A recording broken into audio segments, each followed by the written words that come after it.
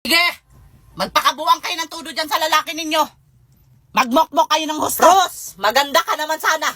Pero nagpakabuang ka dyan sa lalaki mo. Hanggang kailan ninyo balak magkulong dyan sa kwarto ninyo? Ayan ang napapala sa kaharutan ninyo. Kay kayo man ang nagpupunta sa lalaki. Kaya talagang apektado. Ang mga hitsura nyo, parang kayo ang mga naghahabol sa lalaki masyado. Sis, tara kain na. Kung ayaw kumain, hayaan ninyo magutuhan yan. Magpapakabuang masyado sa lalaki. Akala mo naman pagkagwapo sa lalaki?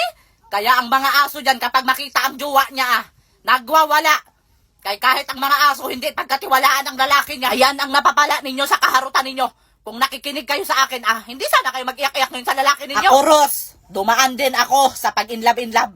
Pero never akong umiyak sa lalaki. Ang lalaki ang iiyak sa akin. Hindi kayo gumaya sa akin. Sabi pa ang lalaki sa akin na kung hindi ko sasagutin, tatalon sa tulay. Pinabayaan ko tumalon sa tulay. Ilang beses na kayo niluluko niyan sa lalaki ninyo? Nagpapauto kayo masyado? Pakitaan lang kayo ng konting pagkain, ng bulaklak, uto-uto na. Ngayon, ikaw, mag-iyak-iyak dyan, magmokmok. Ang lalaki nagparte doon. At alino man sana kayo. Pero pagdating sa lalaki, humihina ang mga kukutin ninyo. Yung iniiyak ninyo dyan. Kung gawin ninyo ang mga gawaing bahay, maglinis kayo ng banyo. Matutuwa pa tayo sa inyo. Hindi yung puro kaartehan lang inatubag ninyo.